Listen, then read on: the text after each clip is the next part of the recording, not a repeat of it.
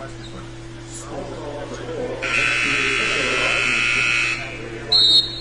yeah, he just by his mere presence, he was probably our MVP last year.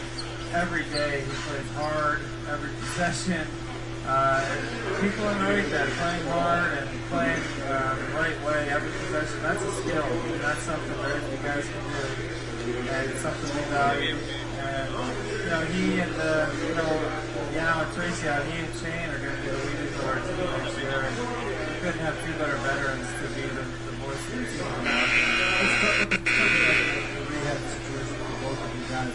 Tracy is in Chicago working out with Tim Grover.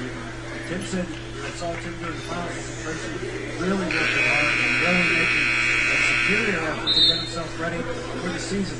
Is it still realistic, though, that he's probably not going to be available to you until well into next season? I think it'll be well into next season. We're hopeful it'll be earlier. He's working hard enough, and it won't be for lack of effort that it doesn't happen earlier. But it's an injury that's very hard to predict.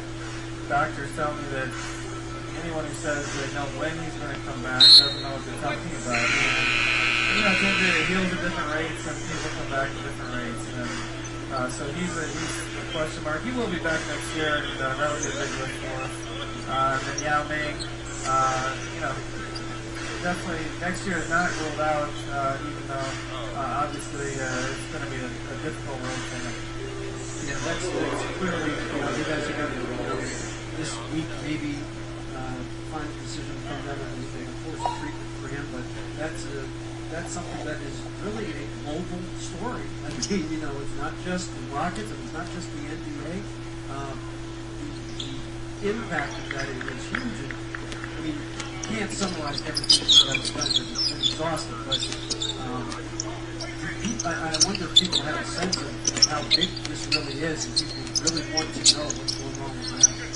Yeah, we're starting to get very optimistic about next year in terms of, you can't choose how he's gonna, what surgery he's gonna pick or, what course of treatment he's gonna choose, and, all of them start to get optimistic.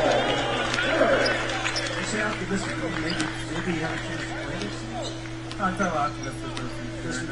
The timetable is very hard here. Nobody really knows what's going to be the next season or the one after that. I think he might be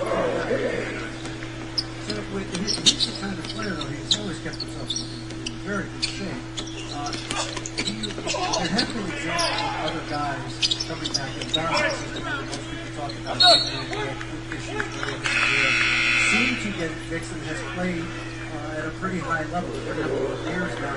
I know every injury is different, but with bigs especially, is there a body of optimism that says, hey, this can happen, and guys can come back? Yeah, I'm getting optimistic because as you hear about it, there's new surgeries and new approaches that are available that weren't available even 5 years ago that, I think will really make the prognosis better for the Charles Gables was off for this fight. Continue our conversation. Bill Morey, I noticed that body language changed white. So they've got to be white. We like guys who can, he's athletic, he's got the skill set. We like him when he's aggressive. He was aggressive there, got to the basket, he was athleticism. That's what we're looking for. Charles Gaines is born to be a Rocket. A scrapper, rebounder, strong defender, and giving us a couple good minutes here. So, right there, exactly. Good recovery. You take over.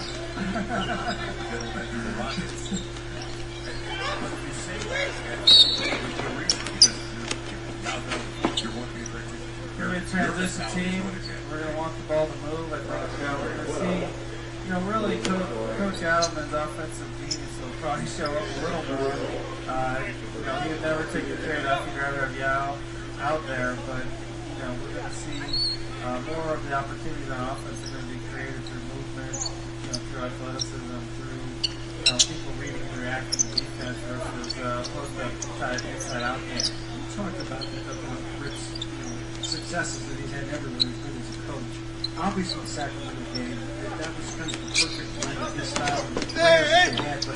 very basic. Having a center that can move up to the high post, that can pass the ball, initiate offense from there. You look for a player that has that skill set when you look at potentially adding another piece this year if Gallo is going to can't play. It's going to sound simplistic for me, and it's a testament to Coach Adelman. He just look for good players, and he's really focused about it. I think most teams, if they didn't have a coach like Coach Adelman, would be worried right now and be like, oh my goodness, we're going from a post-up system, now we're going to play up tempo. Can the coach make that transition? And that's just not a question here. He's coached so long, he's coached so many styles, all successfully. And we feel like you go for the best players, and coach is always involved in it. He agrees, just go for the best players, and he'll figure out how to make a system work to help them succeed. Those Sacramento teams are a thing of beauty, but you don't get many high post passes like D-Rock and Weber. They're just hard guys to find, and so you're always looking for trade-offs where we're picking. And one of the ones that we often will have to trade off is, we're not going to have a guy like this.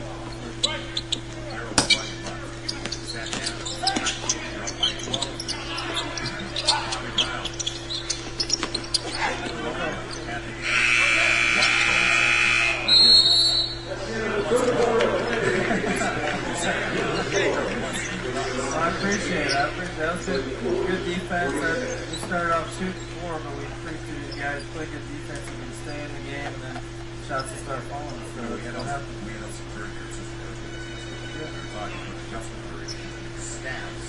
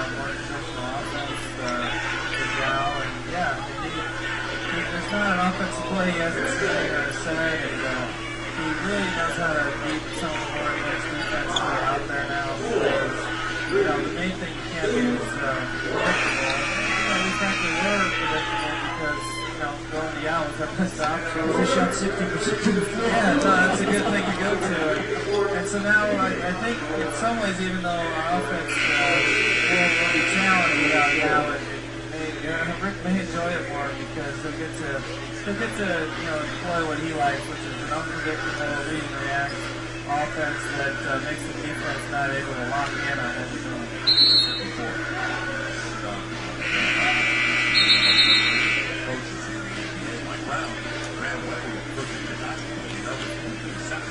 I think Rick finished second twice. He's probably second 20 times, I think, or something. He always says he doesn't want to get coached here. They get fired every year. So that's true.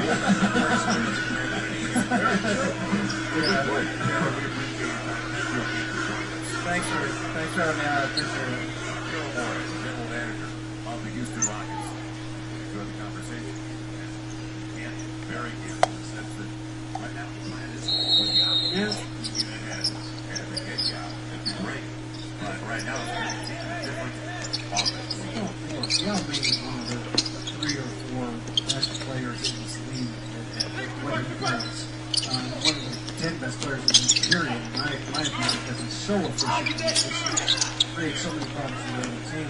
You don't lose that and not stuff it. But the silver lining is that they do have a veteran group of guys.